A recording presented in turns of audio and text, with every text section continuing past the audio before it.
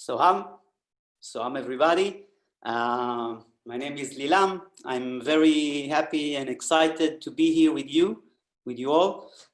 It's a pleasure. I think it's this moment and time that we all face in the world is a good opportunity for us to collaborate and take only the positive parts of it, that when we can join, we can, as Yamato said, and everybody ahead, that it's a good opportunity to make Boabom available to all the world. And I'm excited to be here and have good energy like everybody else. I would like to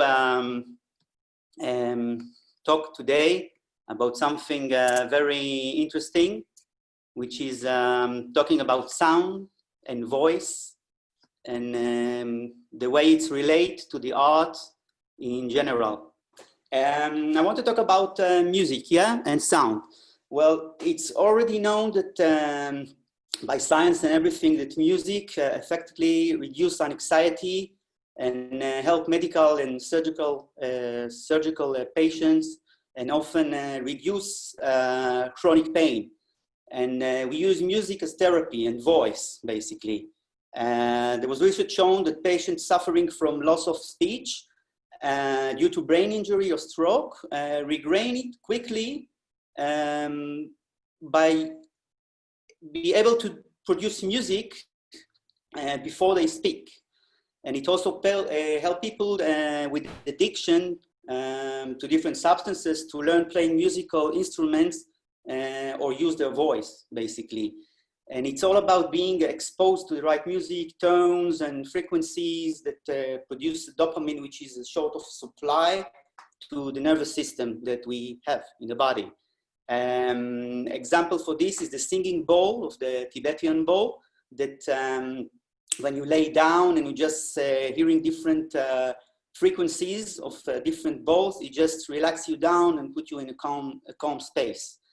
And as we know, everything is in movement, and it's very explained in details in a Sanara book, Recycle with the Mind and Meditation. And it's a good way, if anyone didn't read it, it's a really nice book to hear about all this, what is movement. Everything is movement, basically.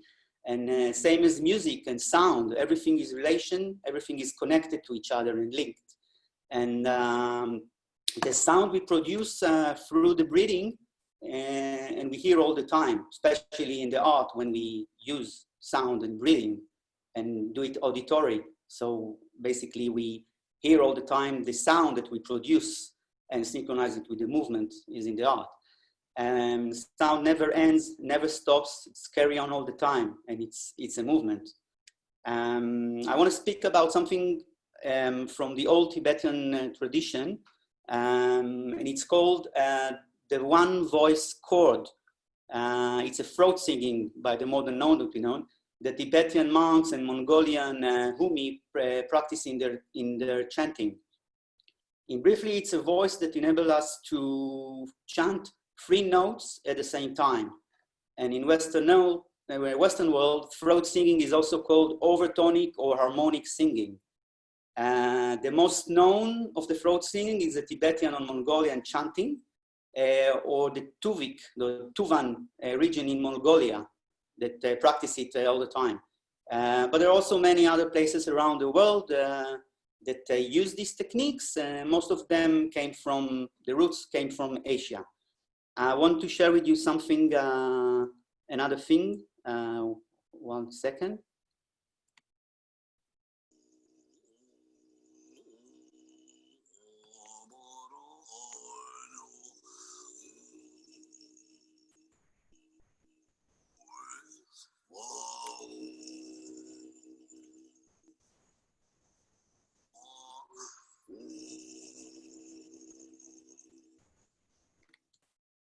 Okay, so basically what we just heard is the ability to manipulate harmonic resonance created as air travel through the human vocal folds out from the lips. And by time and practice, we can select overtones and tuning to reason on different frequencies in the mouth. And the result of tuning allows the singer to create more than one pitch at the same time. And advanced practitioners can create even up to 6 pitches at the same time. And once generated, the sound is created, throat singing, a low droning hum. And basically this pitch is created from the chest. I will tell you a bit about it soon. And Tibetan chanting has its own characteristic sound. They call the Gyuto monks, where the practice enabled to make 3 octaves simultaneously. The sound has compared to the Australian didgeridoo or resonance of a drum. And monks believe that the creation of the one voice chord, they not produce the sound. Rather they're like the vehicle where the sound manifests through them. Basically speech is the interconnector between the mind and the body, same as in the art, in Boabom. And before Buddhism became as a religion in Tibet, they were inspired by a shamanic tradition called Bon. And they had understanding that everything is relation and linked together. The body, the mind, and the speech. And the sound is the creative force of the universe that correlates and linked everything together. So in order to practice this body, this technique, our body needs to be warm. And it's very important not to be cold, because only when we warm enough, especially at the area of the throat and in the chest, we can produce this sound. So I want to do a short practice with you about this droning of the low voice that we can produce. It's take a long time, and it's all about practice, the same as in the art and everything. It's all about practice, practice, practice. And even if you don't do it and you cannot produce this sound, it's okay, it's take a long time. And it's very important to do it rightly, to do it good, because basically the sound that we produce is not coming from the throat, it's coming from the chest. So I want you please to close your eyes for a second, sit in a comfortable position, just completely relax and calm. Okay, just be calm. And in general, we should concentrate on the area of the chest. But we have a resonance deep here by lowering down the sound from the throat towards the chest. You can even put your finger, it can help you to put the finger at the area of the chest. Okay. So we must imagine that the sound emerged from the chest. Therefore, it's a very low in pitch. If we do it from the throat, we immediately feel irritation in the throat, then it's not good. So we should only concentrate on producing the sound from the throat. Okay. Okay, now imagine and try to produce the sound like the letter M from the chest.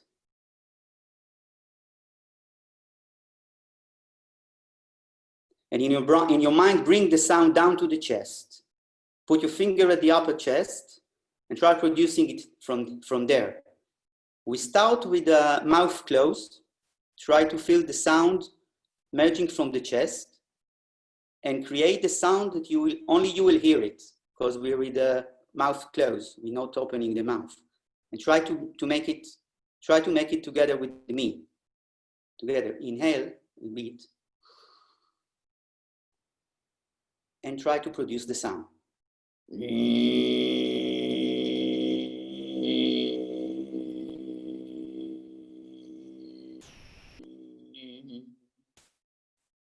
Again, inhale.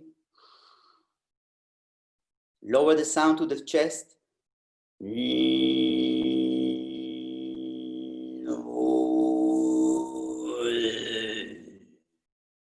Only from the chest. Again.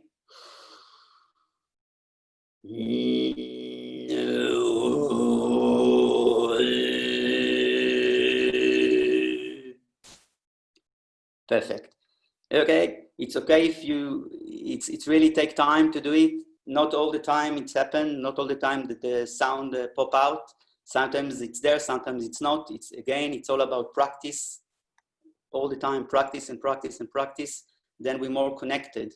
The same as we practice in Boabom. The more you practice, the more you're connected, the more you develop yourself. I want to have just a few tips for you. If you want to do something and advanced in it, you should expose yourself to the thing that you want to do. For example, if you want to know how to play didgeridoo, for example, then you should expose yourself to the music and be around the people that players that play this didgeridoo, or the one who throat singing. You need to expose yourself and hear it a long time, and listen as much as you can and practice as much as you can. So that sum it up, and I hope you enjoy with this short explanation about the voice, the speech, how it's important. Everything is linked together, and again, the speech is the interconnector between the body and the mind, and practice as much as you can. Soham, thank you. It's my pleasure to expose this with you. Soham.